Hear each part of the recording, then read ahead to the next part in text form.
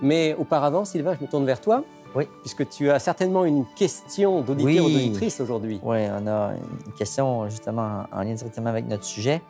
Marie-Rose de Montréal nous envoie une question.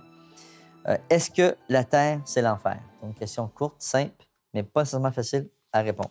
Est-ce que la Terre, c'est l'enfer? Ouais. Donc Marie-Rose, j'imagine, Marie-Rose est quelqu'un qui a dû souffrir dans sa vie, qui a vu souffrir et qui se demande est-ce que notre punition, c'est d'être sur la Terre, finalement? C'est une bonne question, c'est presque ça, quand on souffre. Oui.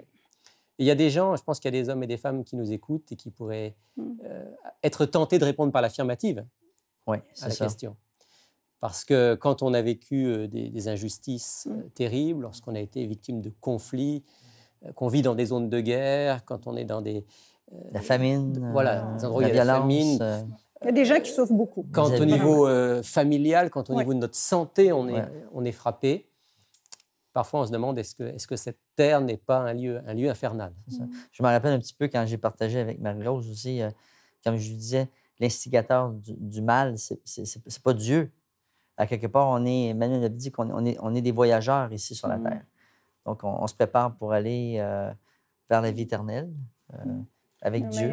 Et ce que tu voulais dire, Sylvain, c'est que à l'heure actuelle, on n'est pas au paradis, en tout cas, ça c'est sûr. Non. Ça, c'est une certitude. Et que eh bien, le mal fait son œuvre sur cette terre. Maintenant, est-ce que c'est l'enfer? Je voudrais quand même dire à Marie-Rose, comme à tous ceux qui nous écoutent, et je pense qu'on le sait quand même intuitivement, cette terre, elle est parfois terrible, et pourtant, il y a encore des choses merveilleuses.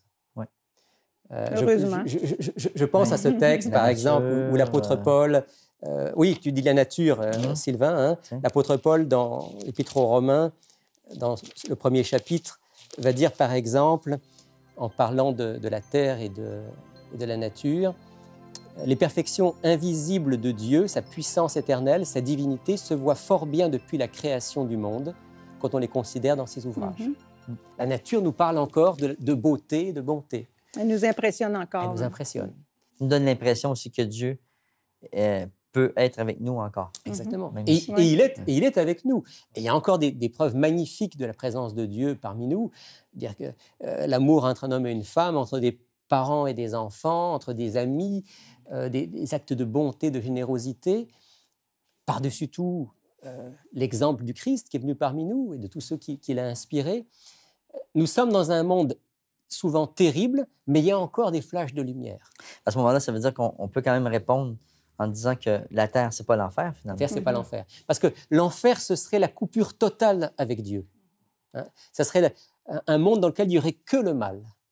Or, Dieu qui nous aime a préservé ce que moi j'appelle des restes de l'Éden pour que nous sachions que même dans un monde largement dominé par les ténèbres, comme tu disais, Sylvain, eh bien, il y a encore des flashs de lumière qui nous disent « Dieu vous aime, Dieu vous prépare un royaume de lumière, tenez bon, bientôt il sera là pour l'établir. » Il faut tourner nos yeux vers ce qui est beau. Quand Exactement. on souffre pour se remonter, c'est important. Exactement. Voilà ce qu'on peut dire en quelques mots à Marie-Rose.